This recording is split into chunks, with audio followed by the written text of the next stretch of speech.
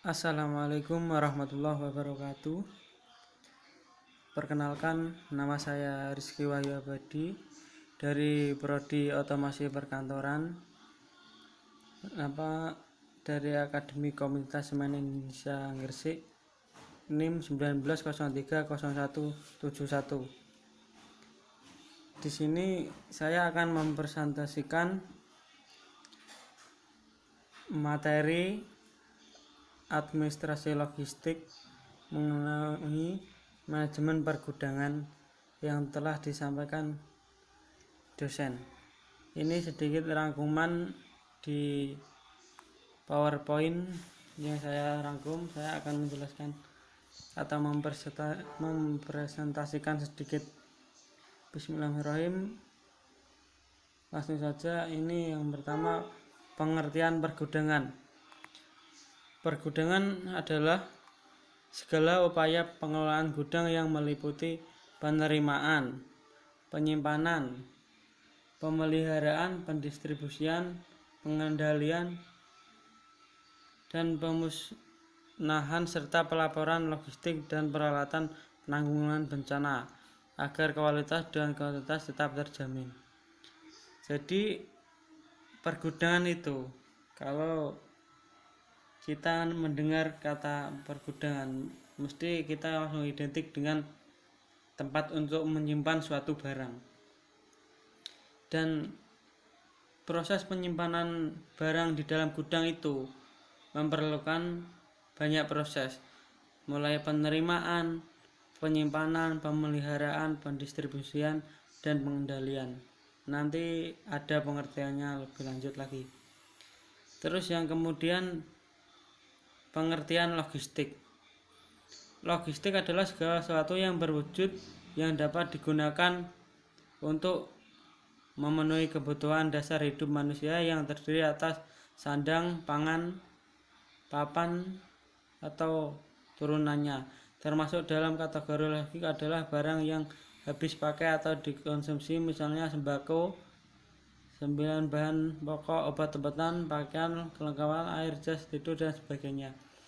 Jadi kalau kita mendengar kata logistik, itu yang ada di pikiran kita mesti kebutuhan hidup gitu, seperti sandang, pangan, pakaian, sembako, dan lain-lain, itu termasuk logistik. Terus di pergudangan itu ada beberapa mekanisme. Mekanisme pergudangan meliputi proses sebagai berikut. Yang pertama itu penerimaan, penyimpanan, pemeliharaan, pendistribusian.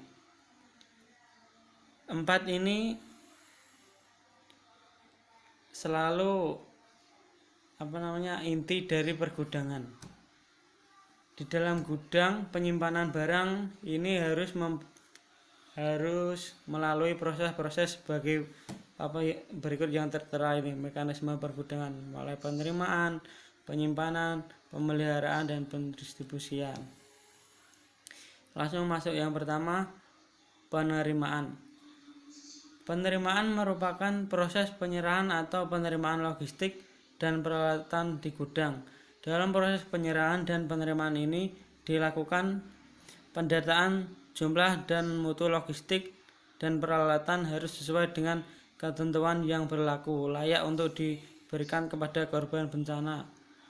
Yang B, pencatatan administrasi sebagai dokumen yang dapat dipertanggungjawabkan oleh petugas yang bersangkutan. Jadi penerimaan barang ini harus disertai bukti atau dokumen yang dapat dipertanggungjawabkan. Jadi di bagian administrasi pergudangan, kalau habis menerima barang itu harus selalu mempunyai bukti-bukti atau catatan-catatan yang dapat dipertanggungjawabkan gitu.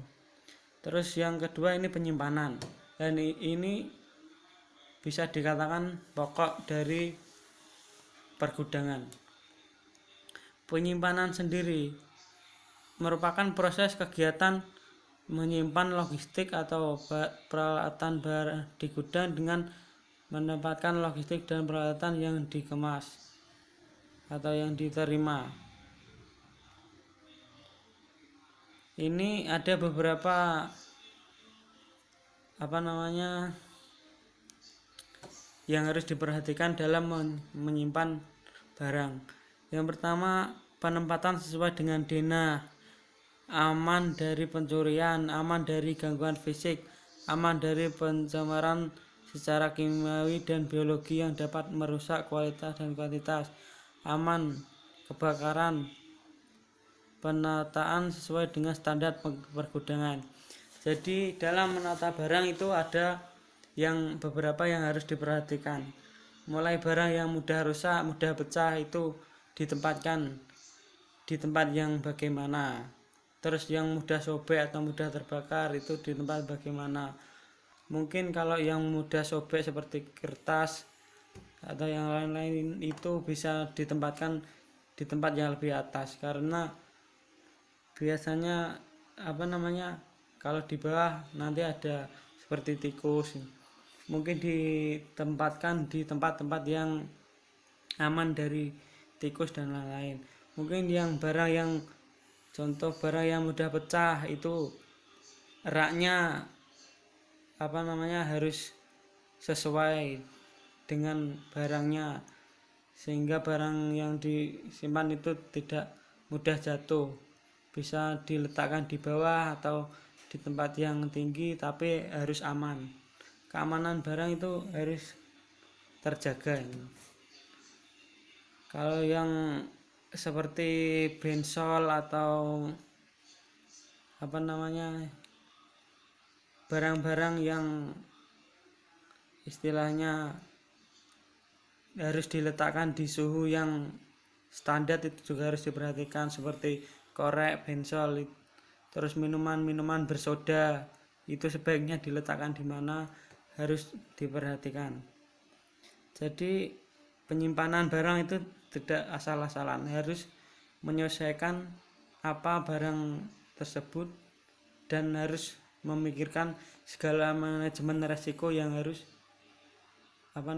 manajemen resiko yang akan terjadi. Jadi harus dipikirkan penyimpanan barangnya. Terus pemeliharaan sendiri merupakan kegiatan perawatan logistik peralatan agar kondisi tetap terjamin dan siap pakai untuk dipergunakan dalam penanggulangan bencana secara efektif dan efisien melalui prinsip sebagai berikut. Jadi kalau sudah disimpan barang-barang itu juga harus dipelihara, intinya harus dirawat. Yang pertama, kita harus mengamalkan 5R.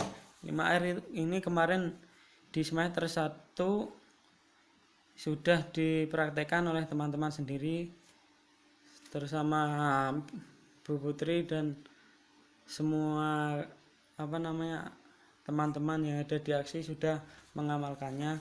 5R sendiri itu mulai ringkas, rapi, resik atau bersih, rawat, rajin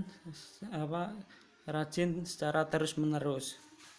Jadi mulai kebersihan, rapi, ringkas, rajin, rawat itu harus diperhatikan dalam pemeliharaan barang.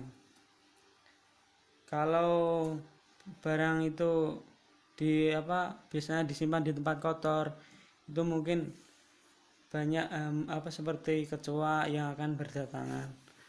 Jadi itu sangat perlu, gudang itu sangat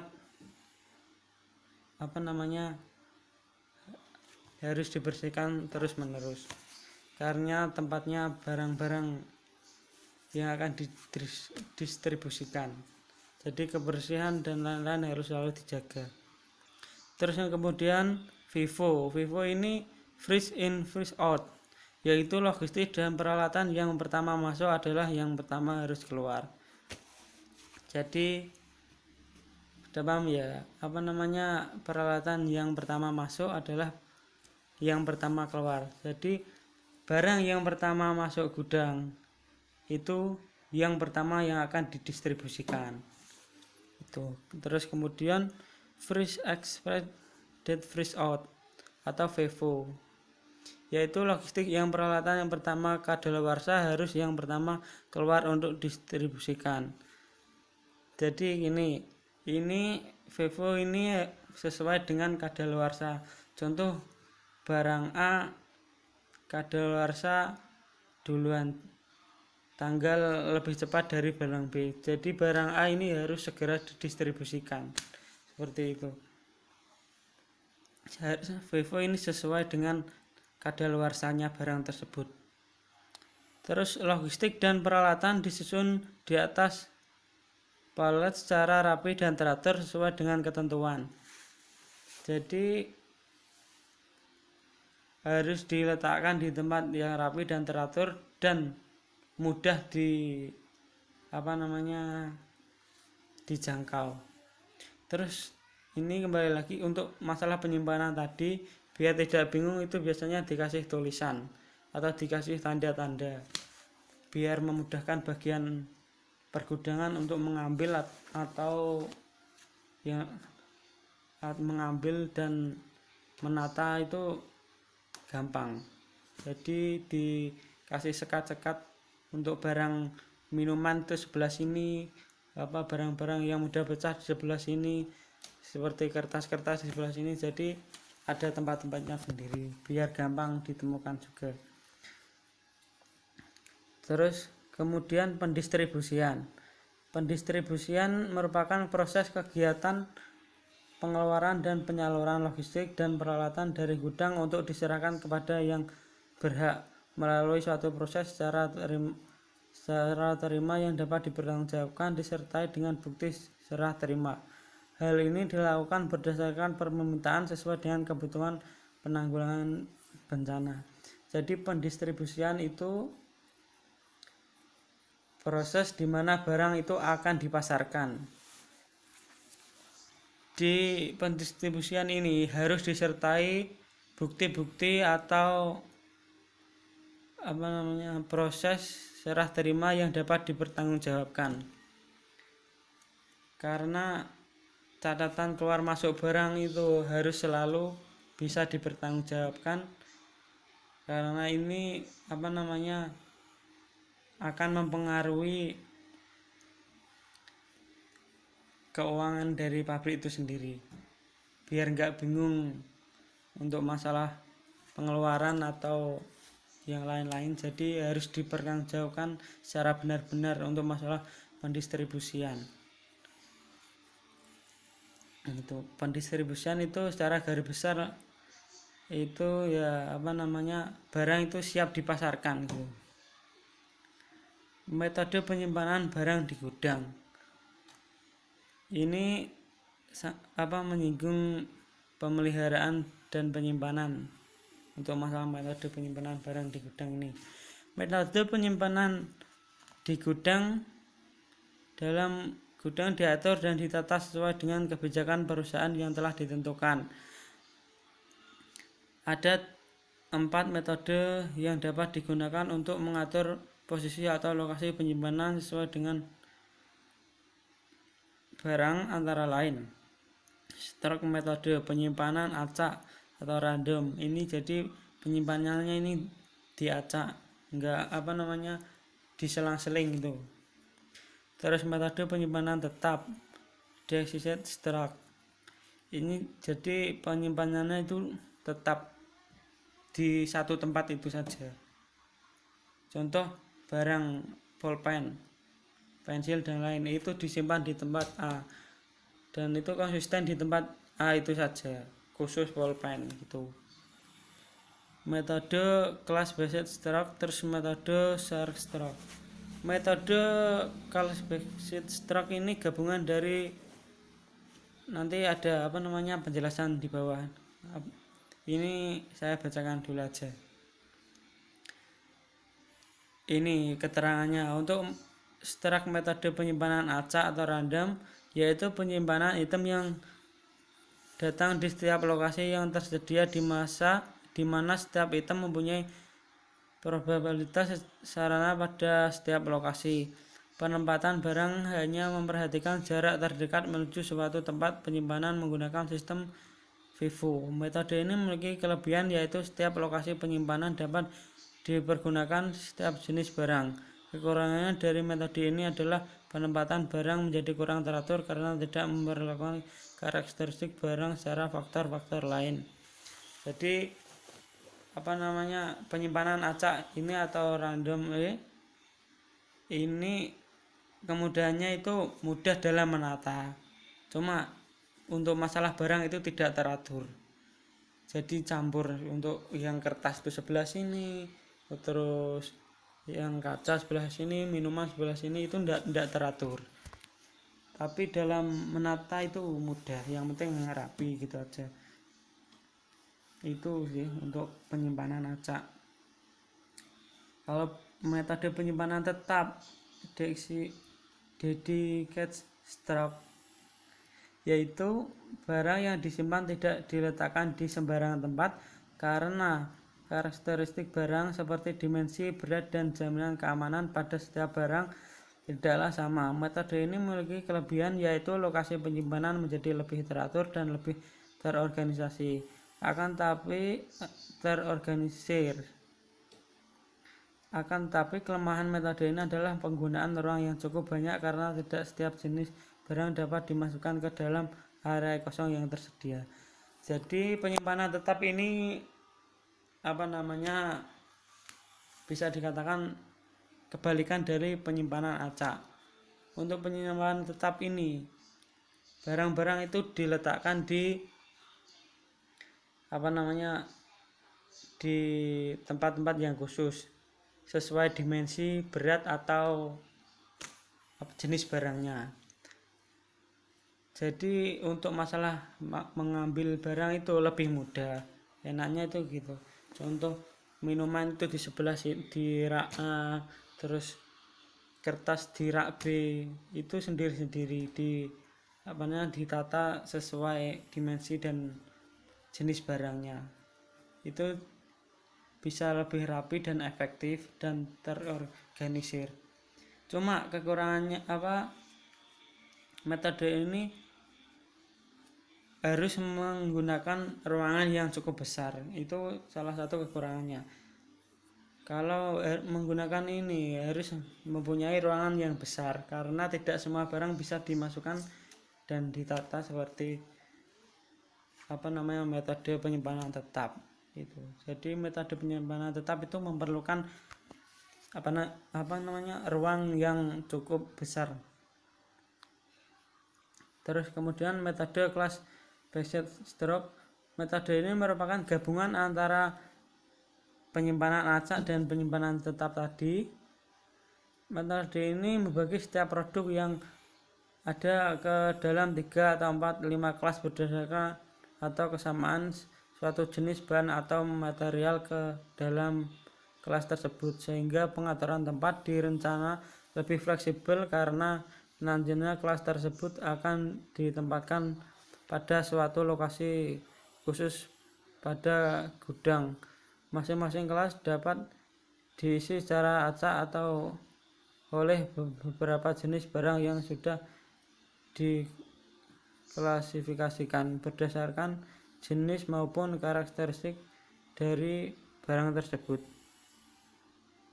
Jadi ini gabungan dari metode acak dan metode tetap. Metode search stroke, kebutuhan yang diperlukan untuk metode ini berkisar antara kebutuhan ruang untuk random stroke dan tergantung dari banyaknya informasi yang tersedia mengenai level persediaan selama kurun waktu tertentu. Metode ini lebih cocok dilakukan jika produk yang disimpan bermacam-macam jenis dan permintaan yang relatif konstan. Jadi metode ini lebih cocok digunakan jika produk yang disimpan bermacam-macam jenisnya dengan permintaan yang relatif konstan. Terus manajemen pergudangan. Manajemen pergudangan merupakan pengontrolan atau pengawasan kegiatan pergudangan yang diharapkan dapat mengurangi pengeluaran pembelian spare part atau keperluan gudang. Dalam manajemen pergudangan terdapat beberapa aktivitas yang terdiri di atas kegiatan administrasi, penerimaan barang, penyimpanan barang, pempakan barang ke tempat yang dituju, dan pengeluaran barang. Jadi manajemen pergudangan ini seperti yang jelaskan tadi di atas, itu ada administrasi, penerimaan barang, penyimpanan, pengepakan barang ke tempat yang dituju, dan pendistribusian atau pengeluaran barang. Keuntungan manajemen pergudangan ini terhindar dari pengeluaran biaya yang tidak penting di dalam suatu perusahaan. Dengan adanya manajemen pergudangan dapat meningkatkan perkembangan dan pengeluaran bisnis di suatu perusahaan, mengantisipasi terjadinya manipulasi data dan kesalahan dalam input data, khususnya human error. Jadi bagian administrasi ini harus dapat dipertanggungjawabkan betul-betul, karena mengantisipasi terjadinya manipulasi data. Ini analisis proses bisnis menuju alur manajemen pergudangan sebelum adanya sistem informasi di CVABB, yaitu sebagai berikut. A. User datang ke gudang untuk melakukan pemesanan spare part. B. Orang gudang mengambil spare part yang dipesan. Setelah orang gudang memberikan spare part kepada user, maka orang gudang mencatat spare part keluar secara manual pada buku atau kertas lembaran. Terus data spare part keluar dan pemakaian spare part dan data user yang melakukan pembaikan dibuat laporan pemakaian spare part dan laporan user melakukan spare part. Terus D. Orang gudang menukarkan bahan palsu kepada bagian keuangan atau finance. Setelah finance menerima bahan palsu, finance membayar bahan palsu itu kepada orang gudang dan memberikan bahan tersebut kepada staf untuk diinput ke dalam data supplier. Harga spare part dan data spare part yang dibeli sehingga menjadi laporan harga spare dan laporan pembelian spare part. Ini contoh gambar alur dari proses bisnis di atas. Kurang lebihnya mohon maaf, itu sedikit pengertian dari saya. Mungkin banyak kata-kata atau penyampaian saya yang kurang jelas atau bulat, yang mohon maaf sebesar-besarnya. Mungkin cukup itu dari saya, kurang lebihnya mohon maaf.